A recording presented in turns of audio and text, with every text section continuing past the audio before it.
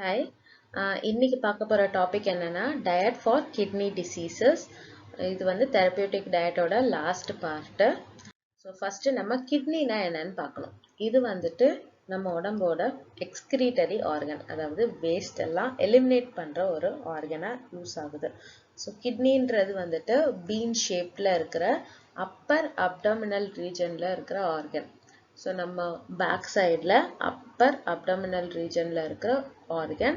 இது வந்து 2 கிட்னி இருக்கு இல்லைங்களா? ஸோ இந்த கிட்னி வந்து 1 மில்லியன் ஃபங்க்ஷனல் யூனிட்ஸை பேர் பண்ணியிருக்கு. அதாவது நெஃப்ரான்ஸ்ன்னு சொல்றது. இந்த நெஃப்ரான் தான் என்ன பண்ணும் அப்படின்னா, இந்த கிட்னியில் என்னென்னலாம் எக்ஸ்கிரீட் பண்ணணும் அப்படின்றத வந்துட்டு அக்குமுலேட் பண்ணி எக்ஸ்கிரீட் பண்ணுறதுக்கு யூஸ் பண்ணுற ஒரு ஆர்கன். ஸோ இந்த கிட்னி வந்துட்டு இஸ் அ டிரான்ஸ்பரண்ட் மெம்பரைன் அப்படின்னு சொல்லுவோம். அதாவது கேப்சூலால கவர் ஆயிருக்கு. இந்த kidney is covered by capsule. அந்த அவுட்டர் போர்ஷன் வந்துட்டு ரீனல் கார்டெக்ஸ் அப்படின்னு சொல்லுவோம். இந்த கார்டெக்ஸ்ன்னு இருக்கு இல்லையா? ஸோ இந்த அவுட்டர் போர்ஷன் தான் வந்து it is known as renal cortex.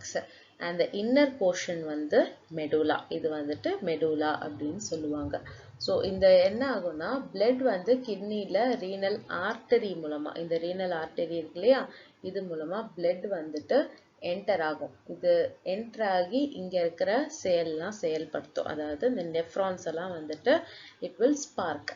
இந்த மாதிரி ஸ்பார்க் ஆகும்போது என்ன ஆகுது, நெஃப்ரான்ஸ் அதோட வேலையை செய்யுது. செஞ்ச பிறகு செஞ்சு முடிச்ச பிறகு டீஆக்சிஜனேட்டட் பிளட், இம்பியூர் பிளட் எல்லாம் வந்துட்டு ரீனல் வெயின் மூலமா வெளியே போயிடுது. ஸோ இதுதான் வந்துட்டு பேசிக்கா கிட்னியோட ஸ்ட்ரக்சர். அதுல என்ன நடக்குது அப்படின்றத நம்ம பார்த்துருக்கோம்.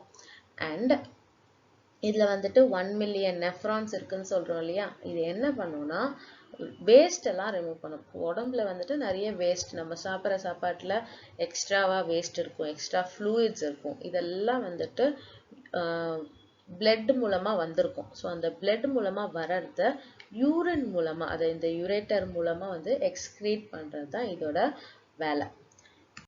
ஸோ அடுத்து ஸ்ட்ரக்சர் ஆஃப் நெஃப்ரான். நம்ம வந்துட்டு பேசிக் ஸ்ட்ரக்சர் ஆஃப் நெஃப்ரானை பார்க்க போகிறோம். இதில் ஃபர்ஸ்ட் பார்ட்டு குளோமருலஸ் அப்படின்றத சொல்லுவோம். இது வந்துட்டு functional and structural and functional unit of kidney. So இந்த நெஃப்ரான் வந்துட்டு இந்த குளோமருலஸ்னால தான் கனெக்ட் ஆயிருக்கு. இந்த கிட்னியில் இது ஒன் ஆஃப் த நெஃப்ரான். இந்த மாதிரி 1 மில்லியன் நெஃப்ரான்ஸ் இருக்கு. ஓகேங்களா? ஸோ இந்த குளோமருலஸ் வந்துட்டு பவுமன் கேப்சூல் மூலமா என்க்ளோஸ் ஆயிருக்கு. இதுல 4 செக்மெண்ட் இருக்கு. என்னென்னா, ப்ராக்சிமல் டியூபிள், இந்த W ஷேப்ல இருக்கு இல்லையா, இதுதான் ப்ராக்சிமல் டியூபிள். அதாவது ஃபர்ஸ்ட், ப்ராக்சிமல்னா ஃபர்ஸ்ட்னு அர்த்தம். First tuple. ரெண்டாவது லூப் ஆஃப் ஹென்லே, இது ரெண்டாவது. லூப் அப்படின்னாவே யூ ஷேப் அப்படின்றத ஞாபகம் வச்சுக்கோங்க. அடுத்தது டிஸ்டல் டியூபிள், இது செகண்டரி. டிஸ்டல்னா லாஸ்ட் அப்படின்னு அர்த்தம். ஸோ இது வந்து எம் ஷேப்ல இருக்கு. ஃபர்ஸ்ட் பார்த்தது W ஷேப், அப்புறம் யூ ஷேப், அப்புறம் எம் ஷேப். ஸோ இது டிஸ்டல் டியூபிள். அண்ட் லாஸ்டா கலெக்டிங் டக்ட். இது வந்துட்டு ஒரு ஸ்ட்ரெயிட் லைன். இதுதான் 4 செக்மெண்ட் ஆஃப் நெஃப்ரான். ஸோ இந்த ஈச் நெஃப்ரான், ஒரு நெஃப்ரானும் தனித்தனியாக தான் வேலை செய்யும். தனித்தனியாக வேலை செஞ்சு ஃபைனலாக வந்துட்டு யூரினை அவுட்புட் பண்ணும். ஸோ இந்த குளோமருலஸ் அப்படின்றது என்னன்னா, ஒரு கேபிலரி மாஸ். ஸோ கேபிலரிஸ், நம்ம அந்த வெயின்ஸ் அண்ட் கேபிலரிஸ் அப்படின்னு படிச்சிருக்கோம் இல்லையா, ஆர்டரிஸ், கேபிலரிஸ். ஸோ இதில் தான் வந்துட்டு பிளட் வரும். ஸோ அந்த பிளட் வந்துட்டு கேபிலரிஸ் மாஸ்ல வந்துட்டு உள்ள போகும்போது இது பவுமன் கேப்சூல்னால என்க்ளோஸ் ஆகிருக்கு. இதுதான் பவுமன், இந்த ரவுண்ட் ஷேப்ல இருக்கு இல்லையா, இதுதான் பவுமன் கேப்சூல். ஸோ இது மூலமா என்க்ளோஸ் ஆயிருக்கு. இதுல வந்துட்டு ப்ரெஷர் வரும். ஸோ இதில் என்ன ஆகும்னா, ப்ராசஸ் நடக்கும். Selective reabsorption and tubular secretion நடக்கும். ஸோ இந்த பவுமன் கேப்சூலில் வந்துட்டு ஹைட்ரோஸ்டாட்டிக் ப்ரெஷர் வந்துட்டு இருக்கிறதுனால ஃபில்ட்ரேஷன் நடக்கும். ஸோ பிளட்ல இருக்கிற இம்பியூரிட்டிஸை மட்டும் ஃபில்டர் பண்ணி எடுக்கும். ஸோ அப்படி எடுத்து என்ன பண்ணுன்னா, இந்த டியூபிள்ஸ் மூலமா வெளில செலுத்தும். இந்த டியூபிள்ஸும் கம்ப்ளீட்டாக என்ன பண்ணும், ரீஅப்சர்வ் பண்ணும். இப்போ இன்கேஸ் அதில் இருக்கிற ஃப்ளூயிட்ல ஏதோ ஒரு நியூட்ரியன்ட் இருக்குன்னா அதை ரீஅப்சர்வ், உடம்புக்கு திரும்ப அனுப்பிடும். அண்ட் செக்ரீட் பண்ணும். இது வந்து லாஸ்டா எது தேவையில்லை அப்படின்றத அப்படியே தள்ளி தள்ளி தள்ளி தள்ளி செக்ரேட் பண்ணி லாஸ்டா கலெக்டிங் டக்ட்ல கொண்டு போய் விட்டுடும்.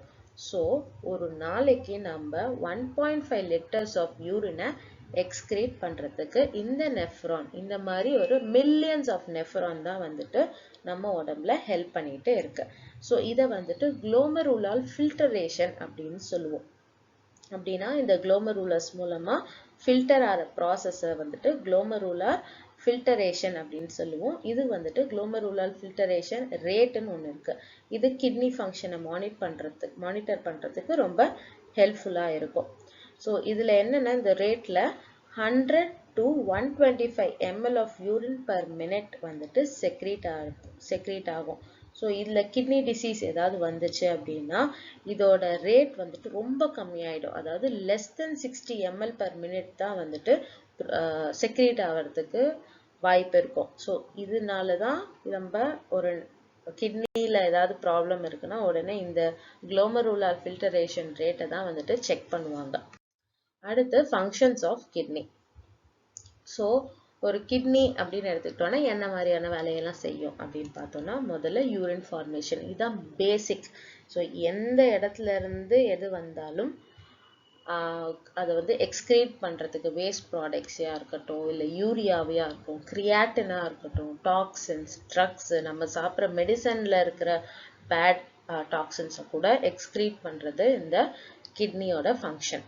ரெண்டாவது maintain fluid and electrolyte balance. So நம்ம சாப்பிட்ற சாப்பாடா இருக்கலாம், இல்லை நம்ம தண்ணி குடிக்கிற ஃப்ளூயிட்ஸ் இருக்கு இல்லையா, அது எல்லாமே பிளட்ல கான்சென்ட்ரேஷன் ஆகிடும். அப்போ என்ன ஆகும்னா அந்த சோடியம், பொட்டாசியம், குளோரைட் இதெல்லாம் இருக்கு இல்லையா, இது எல்லாத்தையுமே வந்துட்டு மெயின்டைன் பண்றதுக்கு ஹெல்ப்ஃபுல்லா இருக்குது. அதாவது உடம்புல வந்துட்டு இவ்வளோ அமௌண்ட் ஆஃப் லிக்விட் தேவை, இவ்வளோ அமௌண்ட் ஆஃப் ஃப்ளூயிட் தேவை, அண்ட் இவ்வளோ அமௌண்ட் ஆஃப் சோடியம், பொட்டாசியம் பேலன்ஸ்ன்றது தேவை. இதெல்லாம் எது செய்யுதுன்னா கிட்னி தான் வந்துட்டு இதெல்லாம் மானிட்டர் பண்ணுது. அண்ட் தேர்ட் வந்துட்டு production of enzymes.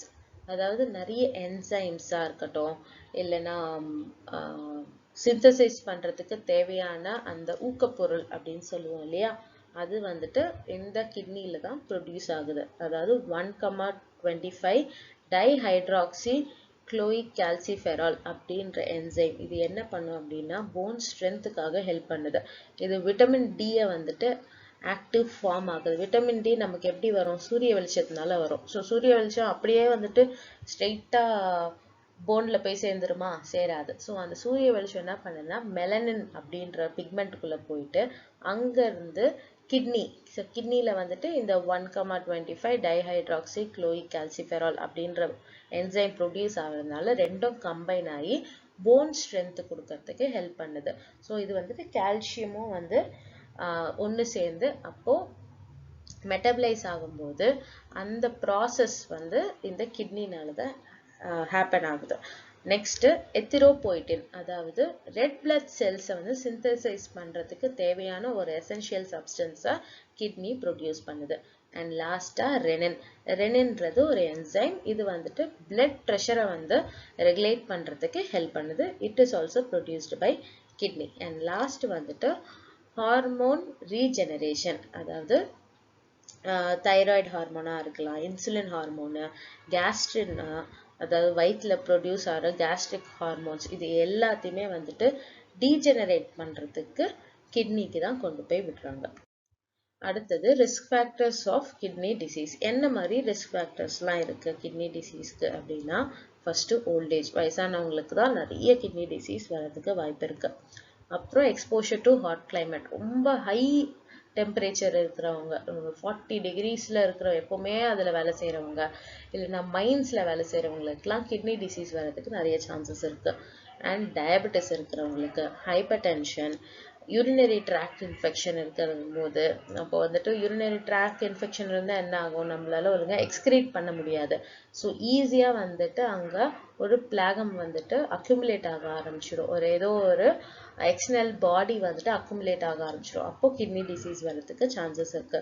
Next urinary stones இருக்கிறதுனால, ஒழுங்கா தண்ணி குடிக்காதனால ஸ்டோன்ஸ் ஃபார்ம் ஆகும் இல்லையா, so that is a cause for kidney disease. அப்புறம் உங்களுக்கு ஃபேமிலி ஹிஸ்ட்ரி ஆல்ரெடி இருக்கலாம். ஒருத்தருக்கு வந்துட்டு ஆல்ரெடி chronic kidney failure இருக்கலாம். அவங்களோட பரம்பரையில் யாருக்காவது வந்துட்டு கிட்னி ஃபெயிலியர் வந்து நிறைய பேருக்கு இருக்கலாம். ஸோ அப்படி இருக்கிறவங்களுக்கு வந்துட்டு கிட்னி டிசீஸ் வர்றதுக்கு நிறைய சான்ஸ் இருக்கு. And exposure to certain nephrotoxic drugs. நெஃப்ரோடாக்சிக்னா அந்த நெஃப்ரானுக்கு எதிர்ப்பாக ஒரு ட்ரக் இருக்கும் இல்லையா, ஸோ அதை நம்ம நிறைய சாப்பிடணும். லாக்ஸேட்டிவ் மாதிரி சாப்பிடும்போது கிட்னி டிசீஸ் வர்றதுக்கு வாய்ப்பு இருக்குது. ஸோ லாக்ஸேட்டிவ் என்ன பண்ணும், நெஃப்ரானோட ஃபங்க்ஷனை வந்துட்டு ஸ்டாப் பண்ணி வைக்கும் கொஞ்ச நேரத்துக்கு. ஸோ இது வந்து நிறைய சாப்பிடும்போது என்ன ஆகுதுன்னா அந்த நெஃப்ரானே வந்துட்டு ப்ராப்ளம் ஆகிறதுக்கு வாய்ப்பு இருக்குது.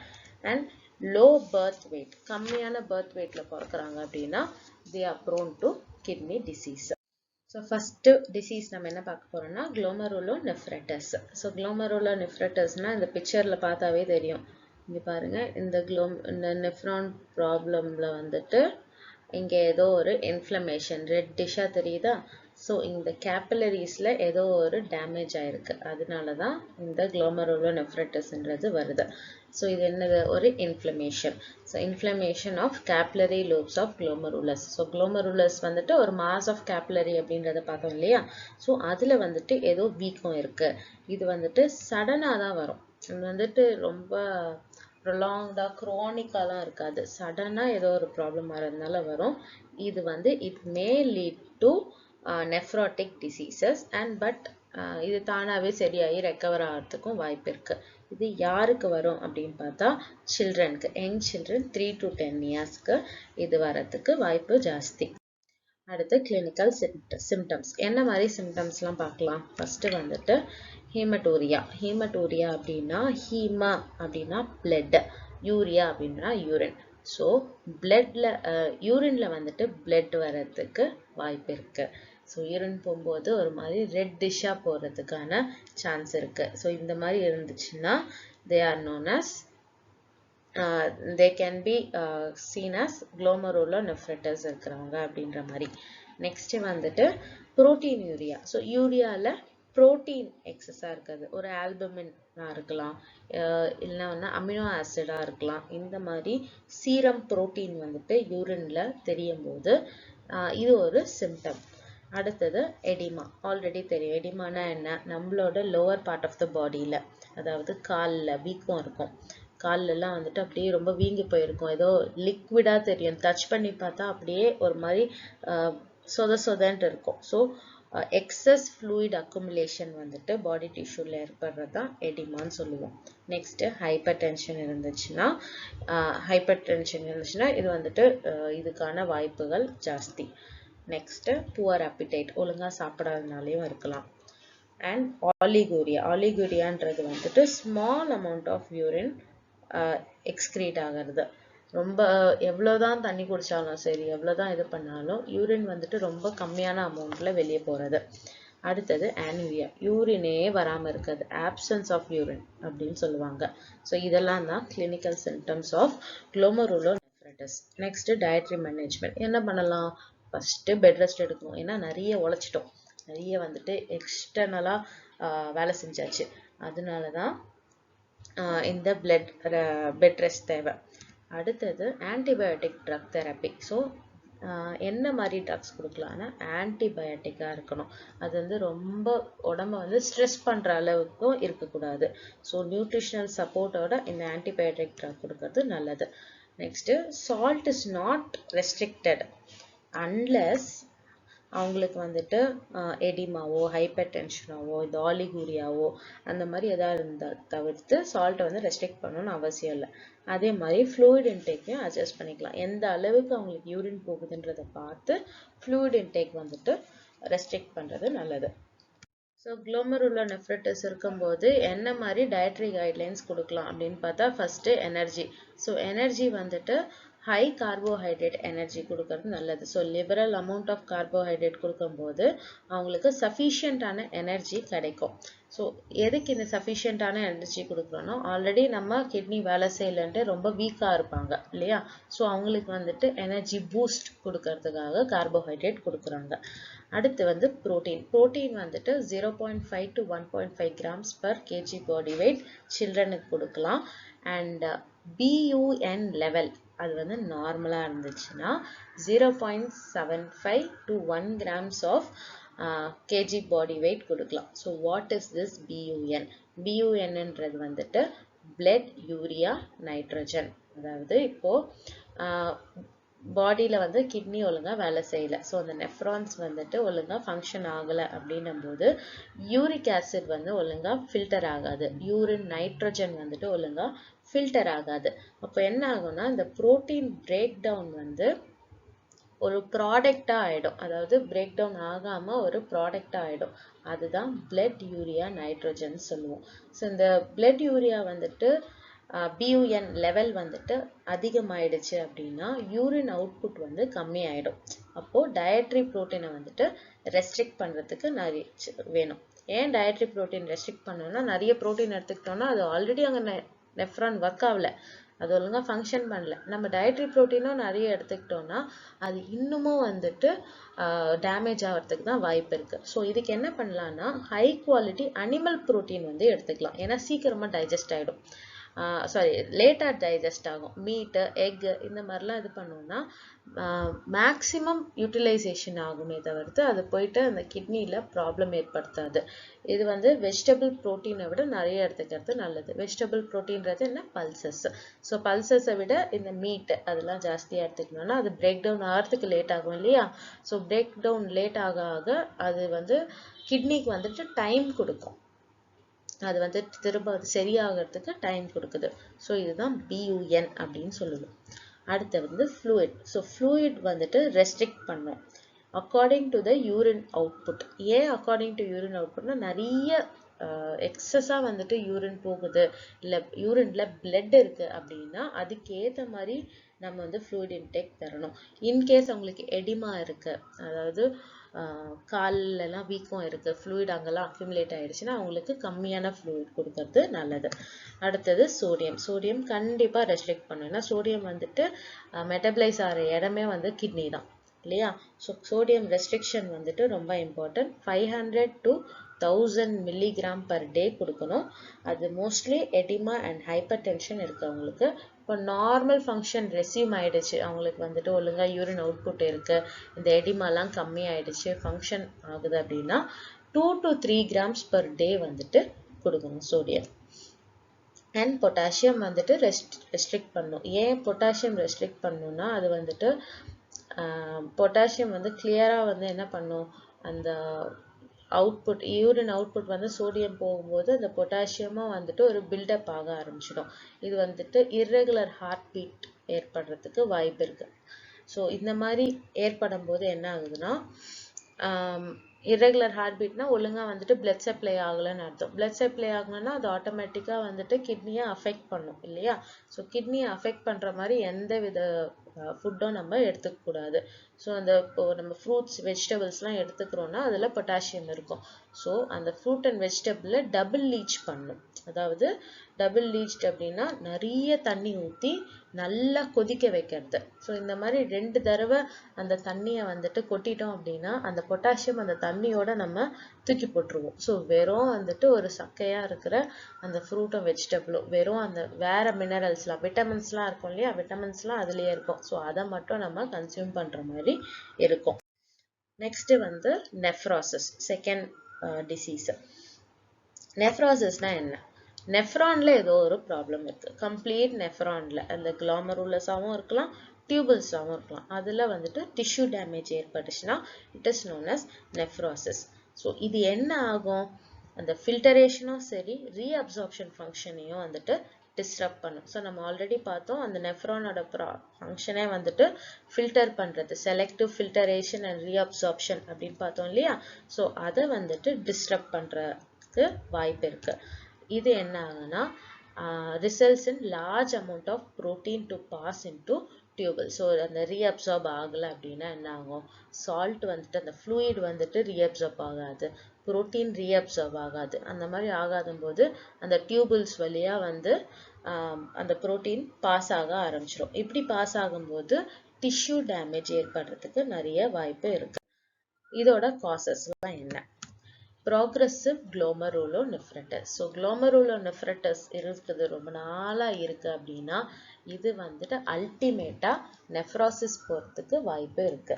அடுத்தது டயபெட்டிஸ். ஸோ சுகர் லெவல் ஜாஸ்தி ஆச்சு அப்படின்னாலும் நெஃப்ரோசிஸ் வரதுக்கு வாய்ப்பு இருக்கு. ட்ரக்ஸ், நிறைய டாக்ஸிக் கெமிக்கல்ஸ் அதெல்லாம் வந்துட்டு ஒழுங்கா ஃபில்டர் ஆகலை. ஸோ பேசிக்காக ட்ரக்ஸ் வந்துட்டு ஃபில்டர் ஆகணும் இல்லையா, அந்த மாதிரி ஆகலை அப்படின்னா அப்போ நெஃப்ரோசிஸ் வரதுக்கு வாய்ப்பு இருக்கு. நெக்ஸ்ட் ஹெவி மெட்டல்ஸ், நம்ம சாப்பிட்ற சாப்பாட்டில் இல்லைன்னா டாக்ஸிக் வெனம், இன்செக்ட் வெனம்ஸ், நமக்கு ஏதோ ஒன்று நம்மளை கடிச்சிருச்சு அப்போ வெனம் உள்ளே போயிடுச்சு, இல்லைன்னா நம்ம சாப்பிட்ற சாப்பாட்டில் வந்துட்டு ஏதோ ஒரு டாக்ஸின் இருக்கு அப்படின்னும் போது நெஃப்ரோசிஸ் ஏற்படுறதுக்கு நிறைய சான்சஸ் இருக்கு. அடுத்து நம்ம பார்க்க போகிறது clinical symptoms of nephrosis. So என்ன மாதிரி சிம்டம்ஸ் வந்து இது நெஃப்ரோசிஸ் அப்படின்னு கண்டுபிடிக்கலாம்னா ஃபர்ஸ்ட் எடிமா. எடிமான்றது accumulation, fluid accumulation in lower part of the body. அடுத்தது அசைட்டிஸ், அதே ஃப்ளூயிட் அக்யூமுலேஷன் அப்டமல் கேவிட்டியில் இருந்துச்சுன்னா it is known as ascites. Next proteinuria, யூரின்ல புரோட்டீன் வந்துட்டு போகுது, அமினோ ஆசிட் வந்துட்டு யூரினோட வெளியே போகுது அப்படின்னா it is known as proteinuria. Distended abdomen, அதாவது ஃப்ளூயிட் அக்குமுலேஷன் ஆகிறதுனால, இந்த அசைட்டிஸ் ஆகிறதுனால நம்ம அப்டமன் ரீஜனே வந்து தனியாக தெரியும், ஒரு மாதிரி பல்ஜ் ஆகி தெரியும். அதுதான் டிஸ்டெண்டட் அப்டமன் சொல்லுவோம். அதாவது பாடியோட சேர்ந்தே இருக்காது, அது பாட்டு டிஃப்ரெண்ட்டாக தனியாக ஒரு பார்ட் ஏதோ ஒட்டி வச்ச மாதிரி இருக்கும், அது டிஸ்டெண்டட் அப்டமன். அடுத்தது ஆல்பனூரியா. ஆல்பனூரியான்றது புரோட்டீன்யூரியாவோட சம்மந்தப்பட்டது தான், பட் புரோட்டீன்யூரியான்றது அமினோ ஆசிட் மட்டும் எக்ஸ்கிரீட் ஆகும். ஆல்பனூரியானா யூரினரி ஆல்புமின் வந்துட்டு லாஸ் ஆகிறது. அதாவது ஆல்புமின் அப்படின்றது வந்துட்டு புரோட்டீனோட ஒரு ப்ராடக்ட், அது வந்துட்டு யூரின் வழியா வெளியே போகிறது ஆல்புமினூரியா. அடுத்தது மால் நரிஷ்மெண்ட். ஸோ இது எதனால ஆகுதுன்னா நிறைய புரோட்டீன் லாஸ் ஆகிறதுனால நம்ம டிஷ்யூ தேவையான புரோட்டீன் வந்துட்டு போய் சேர்றதில்ல, புரோட்டீன் பிரேக் டவுன் ஆகி நம்ம மசில்ஸ்க்கெலாம் போய் சேர்றதில்ல. ஸோ இட் காசஸ் மால் நரிஷ்மெண்ட். இது வந்துட்டு சிம்டம்ஸ் ஆஃப் நெஃப்ரோசிஸ். அடுத்தது பிரின்சிபல்ஸ் ஆஃப் டயட். என்ன மாதிரி டயட் கொடுக்கலாம்? High energy diet, moderate protein diet, restricted salt and restricted fluid. இது பேசிக். ஸோ கண்டிப்பாக எனர்ஜி ஜாஸ்தியாக இருக்கணும். ப்ரோட்டீன் வந்துட்டு வெளியே போகிறதுனால ப்ரோட்டீன் மாடரேட் அளவில் கொடுக்கணும். சால்ட் வந்து ரெஸ்ட்ரிக்ட் பண்ணும், ஏன்னா எடிமா இருக்கும், அசைட்டிஸ் இருக்குது, அப்டமன் டிஸ்டெண்டடாக இருக்குது. ஸோ சால்ட் ரெஸ்ட்ரிக்ட் பண்ணுறோம். அதே மாதிரி ஃப்ளூயிடும் வந்துட்டு ரெஸ்ட்ரிக்ட் பண்ணுறோம். Next dietary management. இதில் வந்து ஃபஸ்ட்டு எனர்ஜி பற்றி பார்க்க போகிறோம். ஸோ எனர்ஜி எவ்வளோ தரணும்? ஹை இன்டேக்கில் தரணும். 30 to 40 grams carbohydrate per kilogram ideal body weight. ஐபிடபிள்யூனா ஐடியல் பாடி வெயிட். அந்த அளவுக்கு எனர்ஜி தரணும். எதுக்கு தரோம் அப்படின்னா டிஷ்யூ வந்துட்டு ரீபில்ட் பண்ணுறதுக்கு. ஸோ ஃபுட் வந்துட்டு இந்த மாதிரி ரொம்ப அப்பிடைசிங்காக சாஃப்ட் கன்சிஸ்டன்சியில் இருக்கும்போது ஈஸியாக அவங்களால சாப்பிட முடியும். அடுத்தது protein. 0.8 to 1 grams of protein per K G body weight தினமும் தரணும். இப்படி கொடுக்கும்போது என்ன ஆகுதுன்னா அந்த லூஸ் ஆகுது இல்லையா, யூரின் வழியாக போகிற லாஸ் எல்லாம் வந்துட்டு மெயின்டைன் பண்ணுறதுக்கும் ஹெல்ப் பண்ணுது. டிஷ்யூ பிரேக் டவுன் ஆகிறத வந்துட்டு ப்ரிவெண்ட் பண்ணுது. அண்ட் அது மட்டும் இல்லாமல் நியூட்ரிஷனல் நீட்ஸையும் மீட் பண்ணுறதுக்கு இந்த அளவுக்கு ப்ரோட்டீன் கொடுத்தா போதும். ஸோ ஹை குவாலிட்டி ப்ரோட்டீன் கொடுக்கணும், அதாவது அனிமல் ஃபுட்ஸில் இருக்கிற ப்ரோட்டீன் கொடுக்கறது இஸ் ப்ரிஃபரபிள். அடுத்து சோடியம். ஸோ சோடியம் வந்துட்டு ரெஸ்ட்ரிக்ட் பண்ணணும்னு ஆல்ரெடி சொன்னோம். எவ்வளோ ரெஸ்ட்ரிக்ட் பண்ணலாம்? 1 gram per day வந்துட்டு கொடுக்கணும். இது வந்து எப்போ கொடுக்கணும்னா எடிமா இருந்துச்சுன்னா, அசைட்டிஸ் இருந்துச்சுன்னா இவ்வளோ கொடுக்கணும். அதுவே அதெல்லாம் சரியாக போயிடுச்சு, எடிமாலாம் சப்சைட் ஆகிடுச்சு, அசைட்டிஸ்லாம் சப்சைட் ஆகிடுச்சு, அந்த டிஸ்டெண்டட் அப்டமென்லாம் வந்துட்டு போயிடுச்சுன்னும் போது 3 grams per day sodium or salt வந்துட்டு கொடுக்கலாம். Next other minerals and vitamins. அது என்ன அப்படின்னா அயன் விட்டமின் சப்ளிமெண்ட்ஸ். இது எதுக்கு கொடுக்குறோம்? நம்ம ப்ரோட்டீன் பொட்டாசியம் வந்துட்டு ரெஸ்ட்ரிக்ட் பண்ணியாச்சு இல்லையா. ஸோ பொட்டாசியம் ரெஸ்ட்ரிக்ட் பண்ணும்போது அயன் அண்ட் விட்டமின் நிறைய கொடுக்கும்போது தான் நம்மளோட பிளட் ஃப்ளோ வந்துட்டு ஈஸியாக இருக்கும். அண்ட் பொட்டாசியம் சப்ளிமெண்ட்ஸ் கொடுக்கும்போது டையூரேட்டிக்னால வந்துட்டு லூஸ் ஆகிற அந்த லாஸஸை வந்துட்டு ரீப்ளேஸ் பண்ணுறதுக்கு பொட்டாசியம் சப்ளிமெண்ட்ஸும் கொடுக்கலாம். ஸோ நெக்ஸ்ட்டு வந்துட்டு கிட்னி டிரான்ஸ்பிளான்டேஷன். ஸோ கிட்னி வந்துட்டு ஏதோ ப்ராப்ளம் ஆயிடுச்சு, அது வந்து செயல் இழந்துடுச்சு, கம்ப்ளீட்டாக வந்துட்டு ஃபங்க்ஷனே போயிடுச்சு நெஃப்ராசிஸ்னால, எல்லா செல்ஸும் வந்துட்டு டேமேஜ் ஆயிடுச்சு அப்படின்னும் போது ரீப்ளேஸ் பண்ணணும் இல்லையா? ஸோ இது வந்துட்டு ஒரு ஹெல்த்தி கிட்னி அப்படின்றத வந்துட்டு எப்படி வந்து ரீப்ளேஸ் பண்ணலாம் அப்படின்னா, பிரெயின் டெட் ஆர்கன் டோனர்னால ஒருத்தர் வந்து இறந்துட்டு அவங்க வந்து பிரெயின் டெட்னால இறந்துட்டாங்க அப்படின்னும் போது அவங்க ஆர்கன்லாம் வந்துட்டு நல்லா தான் இருக்கும், அவங்க கிட்னிஸ்லாம் நல்லா தான் இருக்கும், அவங்க கிட்ட இருந்து கிட்னி எடுக்கலாம். இல்லைன்னா அவங்க ஒரு ஃபேமிலி மெம்பர், ஏன்னா நம்மக்கிட்ட 2 கிட்னி இருக்குது, ஏதாவது ஒரு கிட்னி வந்துட்டு ஏதாவது ஃபேமிலி மெம்பர் ஓகே நீங்கள் கொடுக்கலாம் அப்படின்ட்டு அவங்களா வந்துட்டு டொனேட் பண்ணுறாங்க அப்படின்னா அவங்க கிட்ட இருந்து டிரான்ஸ்பிளான்ட் பண்ணலாம். இதை எப்போ பண்ணணும்னா கிட்னி ஃபங்க்ஷன் வந்து less than 10% ஆயிடுச்சு அப்படின்னும் போது தான் இந்த டிரான்ஸ்பிளான்டேஷன் பண்ண முடியும். அண்ட் இது ஹியூமன் ஆர்கன் டிரான்ஸ்பிளான்டேஷன் ஆக்ட் 1994 என்ன சொல்கிறாங்கன்னா, லைவ் டிரான்ஸ்பிளான்ட் வந்துட்டு அலோவ் பண்ணுறாங்க. யார்கிட்ட? Close relative and voluntary donors. Okay நான் இறந்த பிறகு என் கிட்னியை எடுத்துக்கோங்க அப்படின்ட்டு வாலண்டரியாக டொனேட் பண்ணுவாங்க இல்லையா, அவங்க மூலமாக. இல்லைன்னா ஐ மீன் இறந்த பிறகுல லைவ் டோனர்ஸ்ன்றவங்க வந்துட்டு உயிரோடு இருக்கிறவங்க, ஸோ ஒரு ஃப்ரெண்ட்ஸாக இருக்கலாம், தெரிஞ்சவங்களா இருக்கலாம், அவங்க வந்துட்டு என்னோட கிட்னியை எடுத்துக்கோங்கன்ட்டு வாலண்டரியாக வந்து அவங்க கொடுப்பாங்க. அதே மாதிரி க்ளோஸ் ரிலேட்டிவ்ஸ் வந்துட்டு ஓகே என் கிட்னியை வந்துட்டு டிரான்ஸ்பிளான்ட் பண்ணிக்கோங்க. ஏன்னா இப்போது க்ளோஸ் ரிலேட்டிவ் இல்லைன்னா செக் பண்ணவங்க கிட்ட வந்துட்டு கிட்னி எப்படி டிரான்ஸ்பிளான்ட் பண்ணுவாங்கன்னா, அவங்க வந்து கிட்னி ரிஜெக்ஷன், அந்த ஆர்கன் ரிஜெக்ஷன்லாம் வந்துட்டு நடக்காது. க்ளோஸ் ரிலேட்டிவ்ஸ்னால் அவங்க கிட்ட இருந்து டிரான்ஸ்பிளான்ட் பண்ணிக்கலாம். இது எதுக்கு அப்படி பண்ணுறாங்க அப்படின்னா, டிராஃபிக்கிங்கை வந்து அவாய்ட் பண்ணுறதுக்கு. ஏன்னா நிறைய ஸ்மக்லிங் நடக்குது. ஸோ இந்த ஆர்கன் வந்துட்டு ஆர்கன் டொனேஷன் நடக்குதுன்னு சொல்லிட்டு நிறைய வெளிநாட்டுக்கெலாம் ஸ்மகிள் பண்ணி அனுப்புகிறாங்க இல்லையா? ஸோ அதெல்லாம் அவாய்ட் பண்ணுறதுக்காக இந்த ஹியூமன் ஆர்கன் டிரான்ஸ்பிளான்டேஷன் ஆக்டை வந்துட்டு இந்தியன் கவர்மெண்ட் கொண்டு வந்தாங்க. லாஸ்ட்டாக பார்க்க போகிறது கிட்னி ஸ்டோன்ஸ். ஸோ கிட்னியில் வந்துட்டு ஸ்டோன்ஸ் அப்படின்றத நம்ம ரொம்ப நார்மலாக பார்க்குறோம்.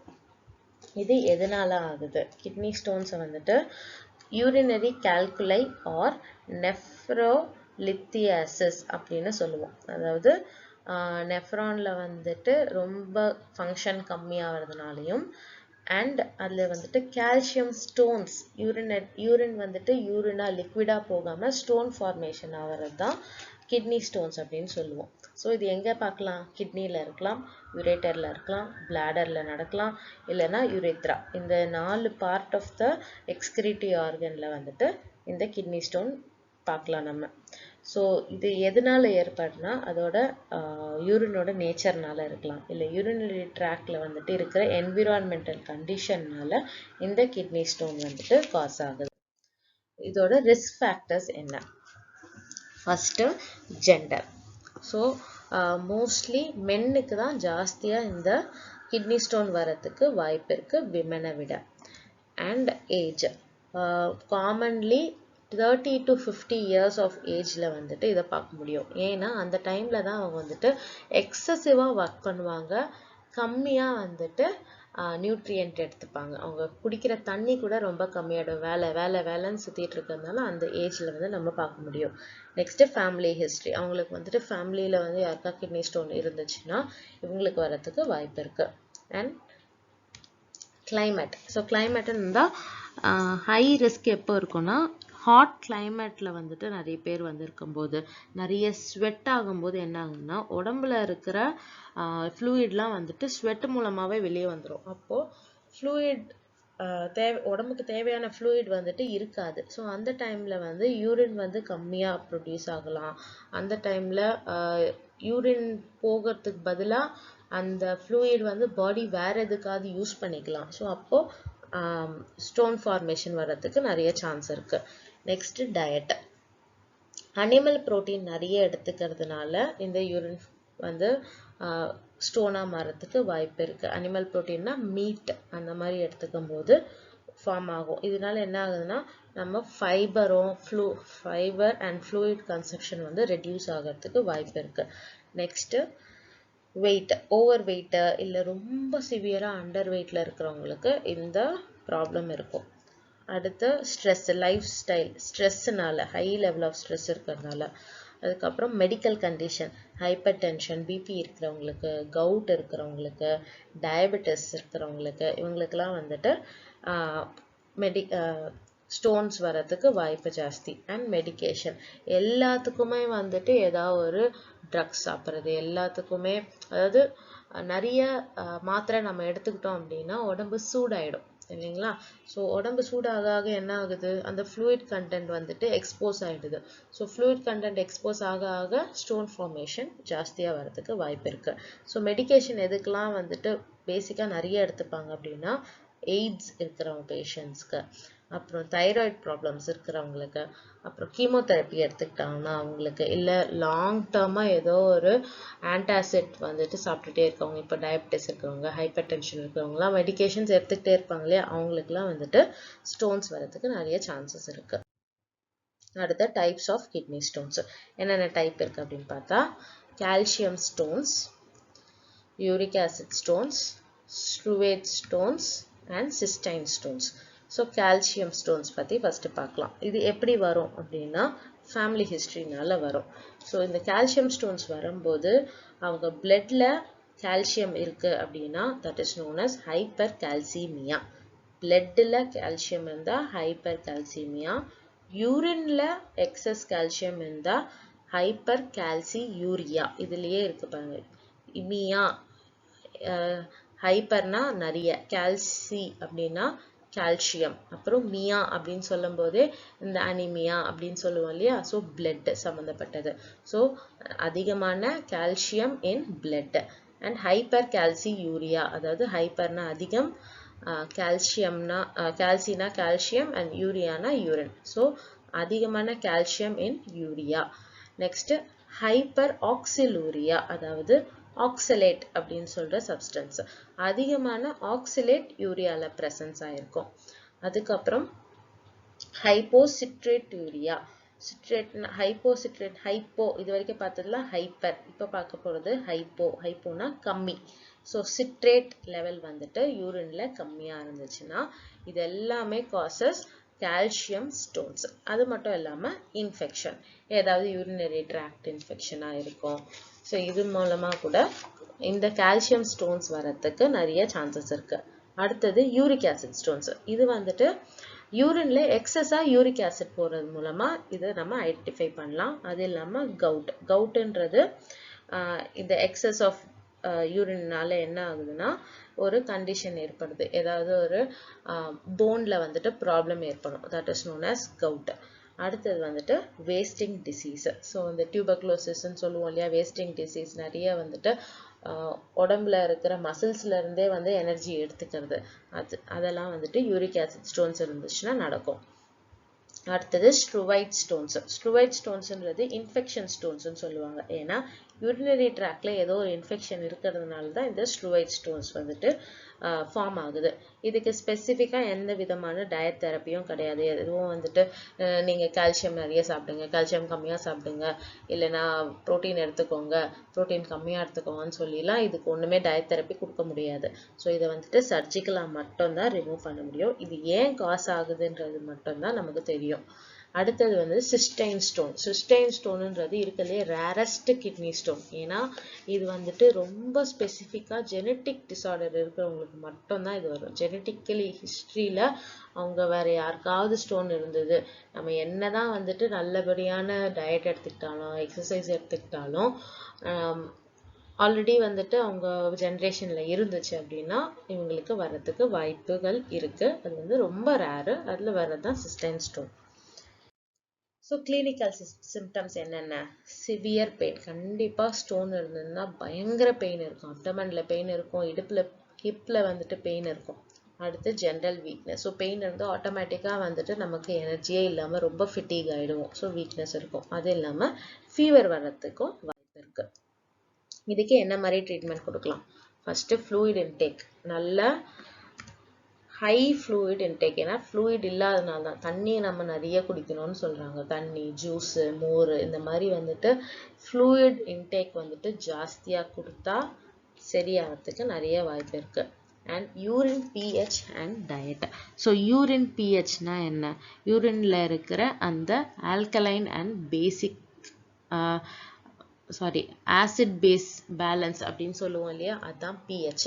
ஸோ அதில் கொடுக்குற டயட்னால இது influence acidity or alkalinity of the urine, அதாவது acid base balance.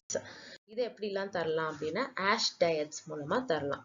So ash டயட்ன்றது ரெண்டு வகை இருக்கு. ஒன்று ஆசிட் ஆஷ் டயட், இன்னொன்று alkaline ash diet. First acid ash டயட்னா என்னன்னு பார்ப்போம். ஸோ கால்சியம் ஃபாஸ்பேட்டு இல்லைன்னா ஆக்சலேட் ஸ்டோன்ஸ் இருக்கும்போது இதெல்லாம் வந்துட்டு ஆல்கலைன். ஏன்னா இதெல்லாம் வந்து அசிடிட்டி இருக்காது இந்த ஸ்டோன்ஸில். இது வந்து ரொம்ப பேசிக்காக இருக்கும். ஸோ இந்த ஸ்டோன்ஸ் இருக்கும்போது என்ன ப்ரோட்டீன் ரிச் ஃபுட்ஸ் கொடுக்கறது நல்லது. அதுதான் ஆசிட் ஆஷ். ஸோ இது வந்து ஆல்கலைனாக இருக்கும்போது இதை பேலன்ஸ் பண்ணுறதுக்கு நம்ம என்ன தரோம், ஆசிட் தரோம். இந்த ஆசிட் எதுலேருந்து வருது, ப்ரோட்டீன் ரிச் ஃபுட்ஸ்லேருந்து வருது. அதாவது மீட்டு, fish, egg, pulses, nuts, serials இதுலேருந்து வரது தான் ஆசிட் ஆஷ் டயட். அடுத்தது alkaline ash diet. So acid நிறைய இருந்துச்சுன்னா அதை பேலன்ஸ் பண்ணுறதுக்கு நம்ம என்ன தரோம், ஒரு பேஸ் தரோம். So பேஸ்ன்றது alkaline. ஸோ இது எதுங்க வருது அப்படின்னா யூரிக் ஆசிடு இல்லை சிஸ்டைன் ஸ்டோன்ஸ்லாம் வந்துட்டு அசிடிக் இன் நேச்சர். அதெல்லாம் வந்து நிறைய அசிடிக்ன்றதுனால அதுக்கான டயட் வந்துட்டு பேலன்ஸ் பண்ணுற மாதிரி ஆல்கலைனில் இருக்கணும். அது என்ன மாதிரி ஃபுட்டு, மில்க்கு, ஃப்ரூட்ஸு, வெஜிடபிள்ஸ் இதிலெல்லாம் வந்துட்டு அந்த அளவுக்கு ஆசிட் இருக்காது. இதெல்லாம் ஆல்கலைன் இன் நேச்சர். ஸோ இந்த ஃபுட்டெல்லாம் வந்துட்டு கொடுத்து நியூட்ரலைஸ் பண்ணணும். ஸோ எப்போவுமே ஒரு ஃபுட் அப்படின்னு எடுத்துக்கிட்டோன்னா அதில் வந்துட்டு ஆசிட் அண்ட் ஆல்கலைன் வந்துட்டு பேலன்ஸில் இருக்கணும். ஸோ இப்படி பேலன்ஸில் இருந்தால் தான் அப்போது ஸ்டோன் ஃபார்மேஷன் ஆகிறதுக்கு ரிஸ்க்கு கம்மியாகும். அடுத்து dietary management. So first calcium ஸ்டோன்ஸுக்கு என்ன மாதிரி டயட் கொடுக்கலாம். கால்சியம் ஸ்டோன்ஸ் இருந்துச்சுன்னா டைரி ப்ராடக்ட்ஸை ரெஸ்ட்ரிக்ட் பண்ணணும். அதாவது 400 milligrams per day மட்டும்தான் கால்சியம் ஒருத்தருக்கு கொடுக்கணும். அதே கால்சியம் ஃபாஸ்பேட் ஸ்டோன்ஸ் இருந்துச்சு அப்படின்னா அவங்களுக்கு ஃபாஸ்பரஸ் கண்டென்ட்டை கம்மி பண்ணணும். அதாவது மீட்டு, லெக்யூம்ஸு, நட்ஸு இதெல்லாம் வந்துட்டு கம்மி பண்ணுறது ரொம்ப நல்லது. இதெல்லாம் ரெஸ்ட்ரிக்ட் பண்ணணும். அடுத்தது calcium oxalate stones. So oxalate இருக்கிறது அவாய்ட் ஆக்சலேட் ஃபுட்ஸு. அதாவது spinach, tomato, sweet potatoes, strawberry, chocolate, வீட் ப்ராடக்ட்ஸு, நட்ஸு, டீ இதெல்லாம் வந்துட்டு கம்மி பண்ணும்போது இந்த மாதிரி ஸ்டோன்ஸ் எல்லாம் வர்றதுக்கு வாய்ப்பு கம்மியாகும். இது மட்டும் இல்லாமல் இன்டேக் ஆஃப் சால்ட் வந்துட்டு இன்க்ரீஸ் பண்ணும்போது கால்சியம் எக்ஸ்கிரீஷன் வந்துட்டு அதிகமாகும். ஸோ இது வந்துட்டு ஹைப்பர் கால்சியூரியான்னு சொல்லுவாங்க. ஸோ இதனால என்ன பண்ணணும், நம்ம சால்ட் லெவலை வந்துட்டு கம்மி பண்ணணும். அண்ட் யூரினை வந்துட்டு டைல்யூட் பண்ணுறதுக்கு நிறைய ஃப்ளூயிட் குடிக்கணும். அதாவது நிறைய தண்ணி குடிக்கணும்.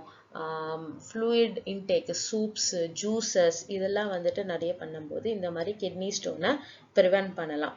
அது மட்டும் இல்லாமல் ஃபைட்டேட், ஹை ஃபைட்டேட் இன் ஃபுட்ஸ், ஹோல் சோயாவாக இருக்கலாம், வீட்டாக இருக்கலாம், இந்த மாதிரிலாம் சாப்பிடும்போது என்ன ஆகுதுன்னா ஸ்டோன் ஃபார்மேஷன் வரது ரொம்ப கம்மியாக, அதாவது ஆக்சலேட் சால்ட்ஸ் ஸ்டோன்ஸ் வந்துட்டு கம்மியாகிறதுக்கு நிறைய சான்சஸ் இருக்குது. அடுத்தது uric acid stones. So uric acid ஸ்டோன்ஸ்னு வந்து சொல்லும்போது அது வந்துட்டு ஆல்கலைன் டயட்ஸ் கொடுக்கணும், ஆல்கலைன் ஆஷ் டயட்ஸ் கொடுக்கணும். ஸோ அதில் எப்படி இருக்கணும்னா லோ பியூரின் டயட்டாக இருக்கணும். ஆர்கன் மீட்டை வந்துட்டு அவாய்ட் பண்ணுவேன், ஏன்னா அது ஃபுல்லாக ஆசிட் ஆஷ் இல்லையா.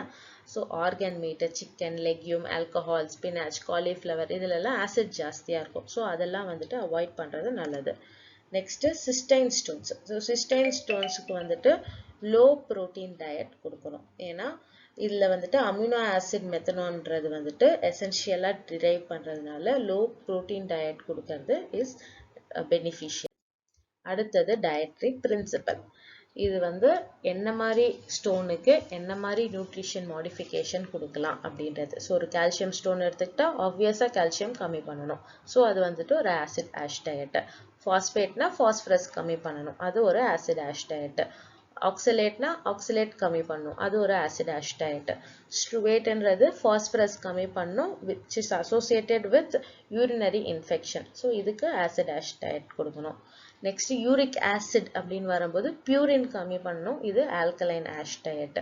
நெக்ஸ்ட் சிஸ்டைனுக்கு லோ மெத்தனான் கொடுக்கணும், ஸோ இது வந்துட்டு ஆல்கலைன் ஆஷ் டயட். இதுதான் dietary principle for kidney stones. So இதோட கிட்னி டிசீசஸ்க்கு அதோட டயட்ரி மேனேஜ்மெண்ட் எல்லாம் முடிஞ்சது. ஸோ இதில் இந்த யூனிட்டு இதோட முடிஞ்சது. இதில் என்னென்ன பார்த்தோம் அப்படின்னா, ஃபஸ்ட்டு தெரப்யூட்டிக் டயட்ஸ்னால் என்ன, ரொட்டீன் ஹாஸ்பிட்டல் டயட்ஸ் என்னென்ன அப்படின்றத பார்த்தோம். அடுத்தது ஃபீவர் என்ன, ஃபீவர்னா என்ன, ஃபீவருக்கு என்ன மாதிரி டயட் கொடுக்கலாம், டைஃபாய்டுக்கு என்ன மாதிரி டயட் கொடுக்கலாம், டியூபர்குலோசிஸ்க்கு என்ன மாதிரி டயட் கொடுக்கலாம். அடுத்தது G I tract, diseases of G I tract என்னென்ன, ஃபஸ்ட்டு ஜிஐ ட்ராக்ட்னா என்ன, அதில் என்னென்ன டிசீஸ் வரும், அதுக்கு வந்துட்டு என்ன மாதிரி ப்ரிவெண்ட் பண்ணலாம், என்ன மாதிரி டயட் கொடுக்கலாம், ஒரு கான்ஸ்டிபேஷன்னா என்ன மாதிரி டயட் கொடுக்கலாம், பெப்டிக் அல்சர்லாம் என்ன மாதிரி டயட் கொடுக்கலாம், டயரியானா என்ன மாதிரி டயட் கொடுக்கலாம், அதை பார்த்தோம். அடுத்தது வந்துட்டு லிவர் டிசீசஸ். ஸோ என்னென்ன லிவர் டிசீஸ் இருக்குது, ஹெப்படைட்டிஸ், சிராசிஸ், இதை பற்றிலாம் பார்த்தோம். அடுத்தது வெயிட் மேனேஜ்மெண்ட், ஓவர் வெயிட் ஒபிசிட்டியோட டிஃப்ரென்ஸ் பார்த்தோம். அப்புறம் அண்டர் வெயிட்டுக்கு என்ன மேனேஜ்மெண்ட், டயட்ரி மேனேஜ்மெண்ட், அதெல்லாம் பார்த்தோம். அடுத்து வந்து கார்டியோவாஸ்குலர் டிசீஸ், கார்டியோவாஸ்குலரில் அத்தெரோஸ்க்ளரோசிஸ் பார்த்தோம், பிரெயின் அட்டாக் அதாவது ஸ்ட்ரோக் அதை பற்றி பார்த்தோம். அப்புறம் ஹைப்பர் டென்ஷன், இதுக்கான டயட்ரி மேனேஜ்மெண்ட் என்ன, என்ன மாதிரி ஃபுட்டு கொடுக்கலாம், ஃபேட் கண்டென்ட்டை பற்றி நிறைய பார்த்தோம். அடுத்தது டயபெட்டிஸ் மிலிட்டஸ்.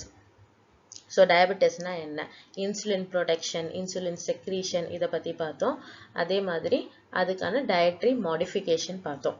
அடுத்தது லாஸ்ட்டாக கிட்னி டிசீஸ், இன்னைக்கு சாப்டரில் பார்த்தது.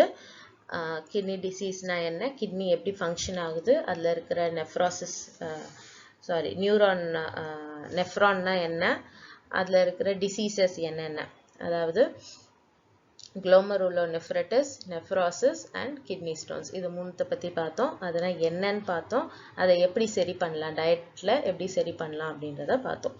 ஸோ இதோட யூனிட் 1 முடிஞ்சது. So thank you so much for வாட்சிங்.